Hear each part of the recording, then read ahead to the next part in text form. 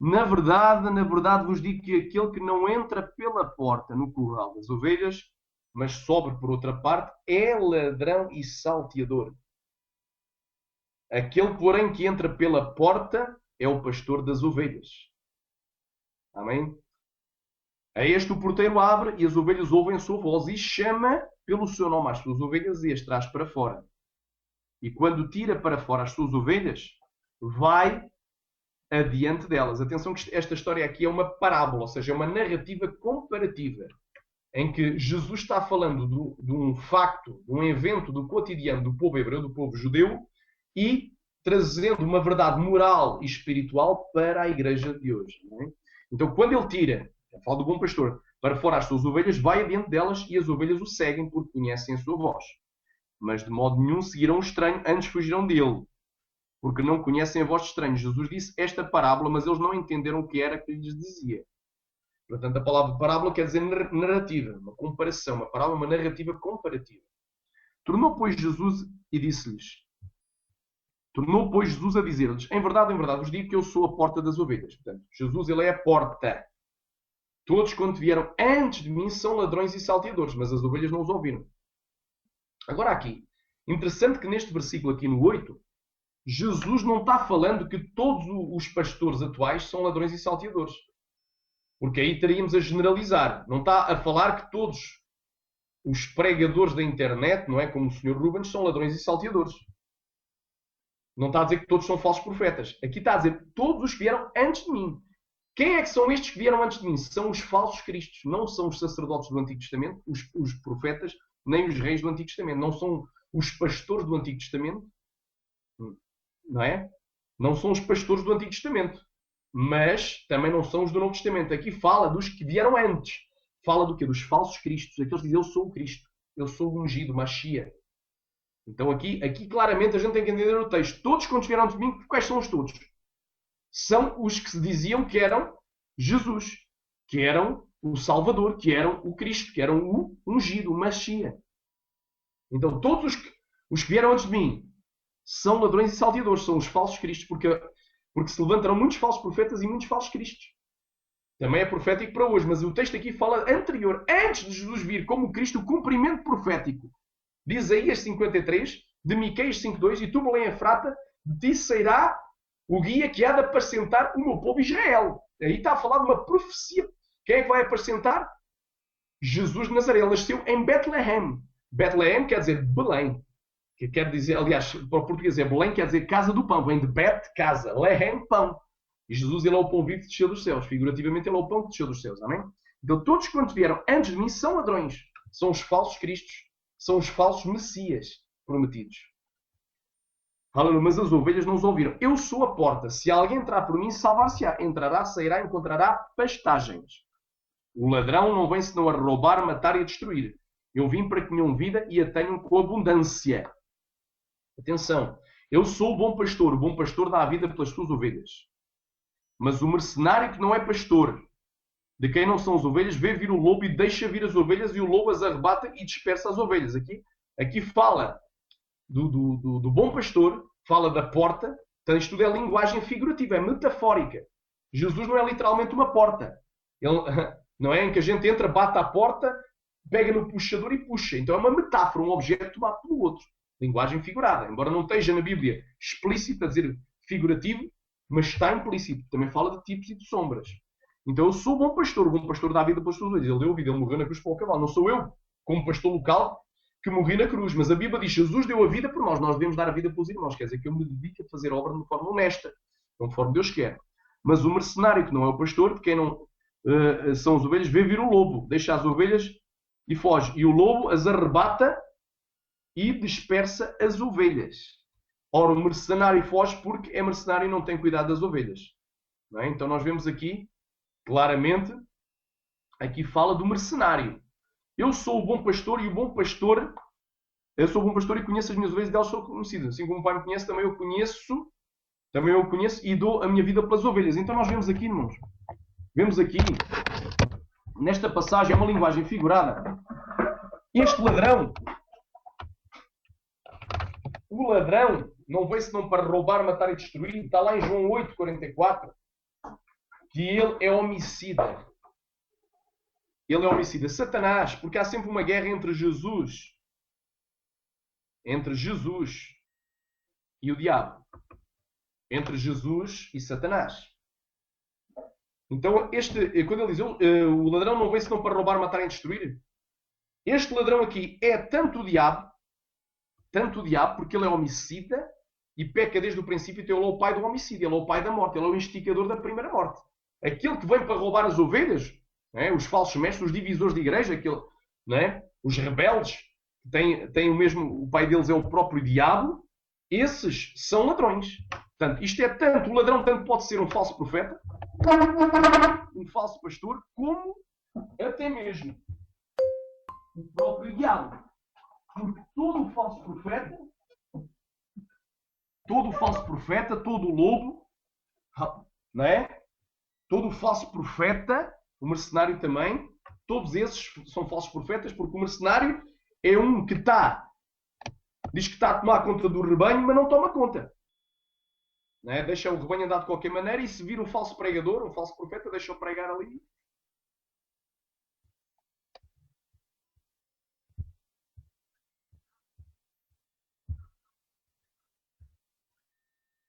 Sim. Espera aí. Faça lá a pergunta. O diabo foge do lobo. Vamos lá ver. Não é isso. Você vai entender. O diabo...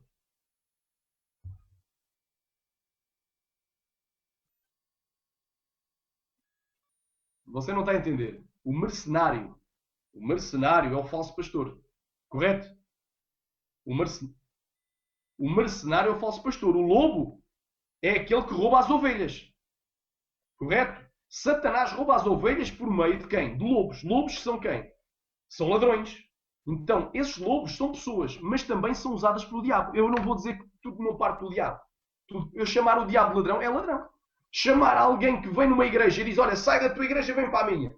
Estilo espírito de rebelião. Não, nós não andamos aqui para vender nada. Nós estamos aqui para dar de graça o Evangelho, para falar do amor de Jesus para o Salvador. Então, aqui João 10:10, o ladrão não vem senão para roubar, matar e destruir. O ladrão, tanto é o diabo, porque ele é o primeiro, ele vem para matar. Quem é que matou primeiro? Satanás, ele é o pai do homicídio.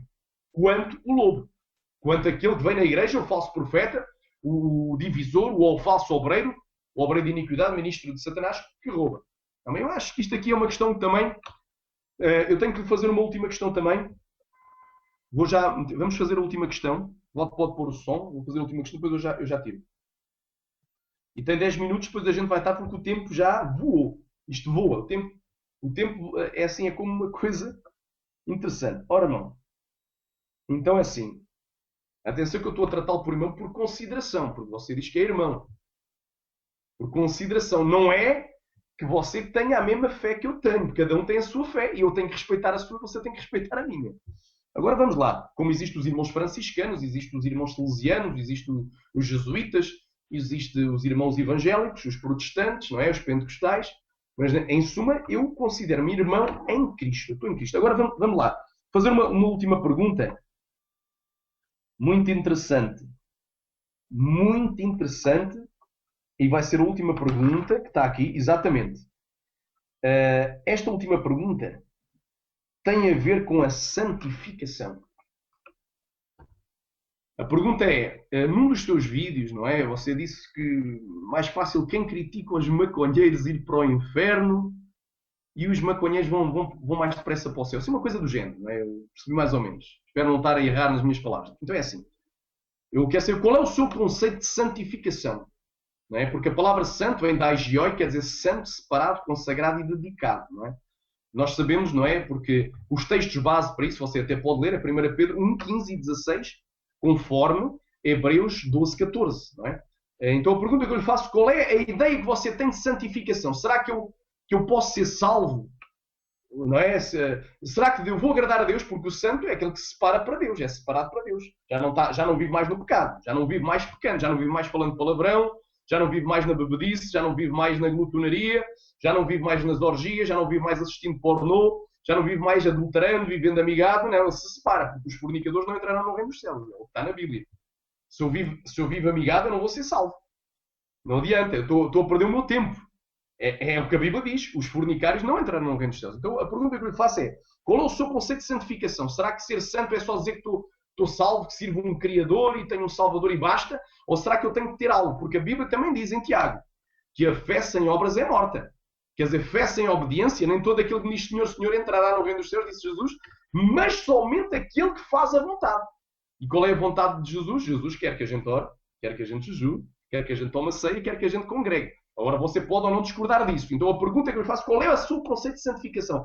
Como é que eu tenho que me separar, não é, do pecado? O que é pecado para si? Então é melhor, duas perguntas simples, para ser mais simples. O que é pecado para si? E o que é que o pecado leva? E o que é ser santo? Em toda a maneira de viver. Pegando o texto de 1 de Pedro 1, 15 e 16, o que é ser santo? O que é que eu tenho que fazer para me separar do pecado? Esta é a última pergunta, não vou fazer mais, depois a gente vai estar orando e vamos estar encerrando o hangout. Mas espera um pouquinho, que é para eu cronometrar, só vão ser 10 minutos. Vou parar aqui. Porque senão, nós tínhamos aqui, olha, nós tínhamos aqui para a tarde toda, para estar a falar. Só que as pessoas ficam enfadadas, não é? É muito tempo. Então vamos então finalizar este hangout. A última pergunta. O que é que exatamente o que é pecado para si e o que é ser santo? Ou seja, o que é que você entende com pecado e com santificação? Será que eu posso andar de qualquer maneira, falar de qualquer maneira, vestir de qualquer maneira, viver de qualquer maneira e vou agradar a Deus? E vou andar de acordo com a palavra de Deus? Será que eu, né? Será que eu vou agradar a Deus de qualquer maneira? Isto é bem simples. Então vou aqui ligar o cronómetro, 10 minutos, vou parar este, ainda não falo, espera aí, vim iniciar. A partir deste momento pode responder o que é pecado e o que é santidade, o que é ser santo. Está a contar.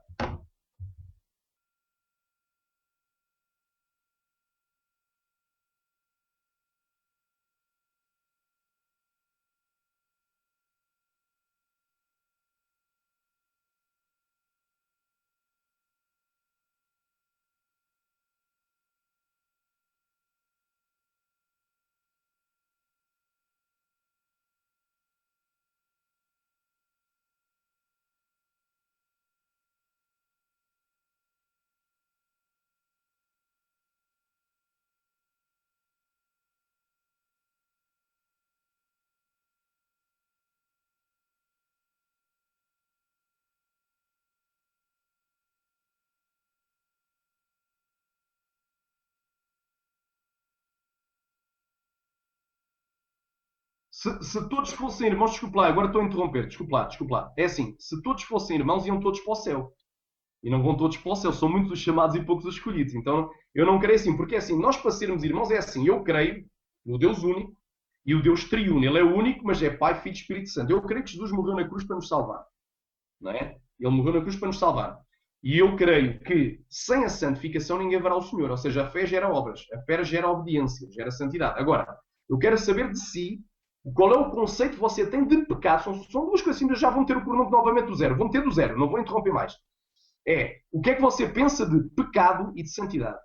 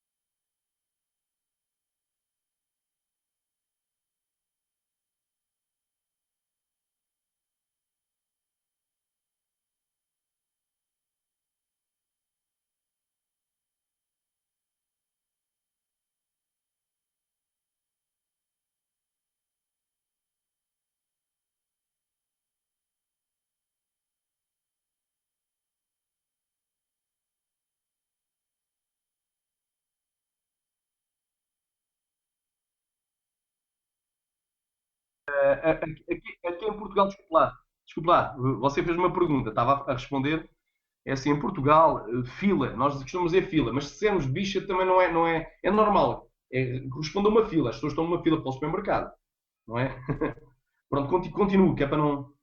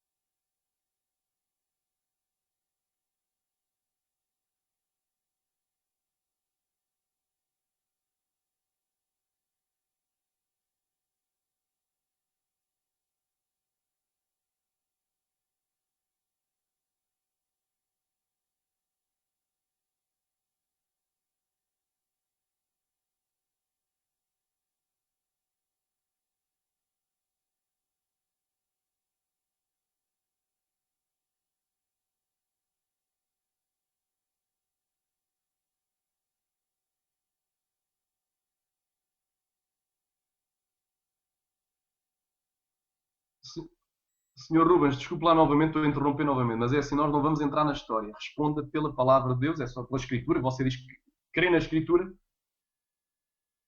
Pronto, responda pela Escritura. Santificação. Então, separação, porque santificação é separação. Como é que você se separa para Deus?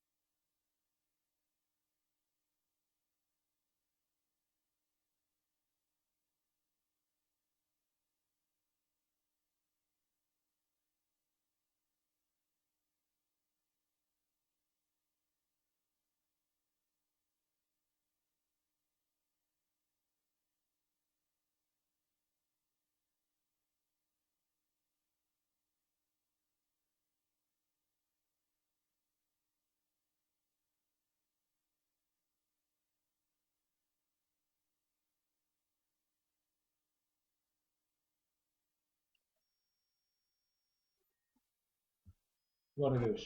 Senhor Rubens, Senhor Rubens, já se deu os 10 minutos.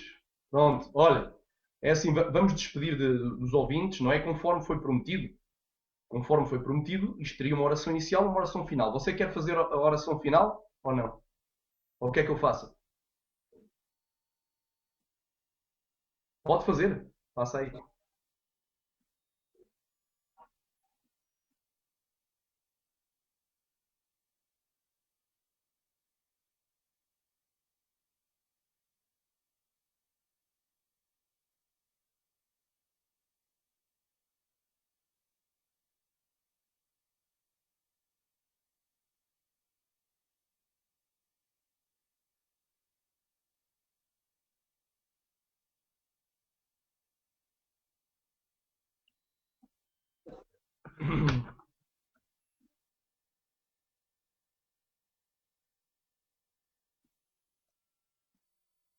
Ah, amém.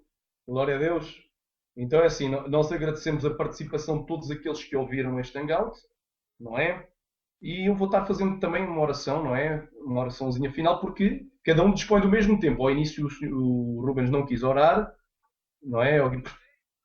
Claro, claro, no final, orou agora. Estou a dizer no início do hangout, não estou a dizer agora. Pronto, é assim, só uma coisinha também de nada, uma coisa simples.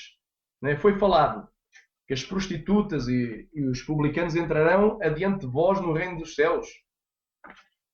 Não quer dizer que a prostituta entre na prostituição. Atenção, é que muita gente esquece disso. Está lá em Provérbios 28:13. Eu vou explicar. Provérbios 28:13. Aquele que confessa. Pronto, mas ouça só, isto é rápido. Aquele que confessa o seu pecado e deixa, alcança a misericórdia. Quer dizer, eu posso imagina que eu sou um prostituto. Amém? É. Quem morrer no pecado, Senhor Rubens, quem morrer no pecado tem que confessar e abandonar. Isso é bíblico. Mas vamos orar então. Vou fazer a oração final. Você pode ligar-me. Sai, pronto. Olha, desliga aí o microfone para a gente orar. Então, desliga aí. É, individual. Vamos orar. Senhor, meu Deus e meu Pai, nesta hora eu te peço, Senhor, que tu venhas alcançar os cerca de 250 espectadores que assistiram a este hangout e todos aqueles que vão estar ouvindo este hangout ao vivo através do YouTube. Tu venhas a repreender toda a obra de bruxedo, de feitiçaria, de magia. Tu venhas a repreender toda a obra, espírito imundo lançado por Satanás e que a mente daqueles que estão ouvindo esta participação venha a ser aberta e dilatada para a tua palavra. Tu venhas, Senhor, a derramar as tuas bênçãos, a libertar aquele que está preso, cativo no mundo do pecado. Tu venhas a santificar e preparar um povo para aquele glorioso dia do arrebatamento. Senhor dos exércitos, eu te peço nesta hora e te agradeço no nome de Jesus. Amém? Vamos encerrar. Vou já estar encerrando.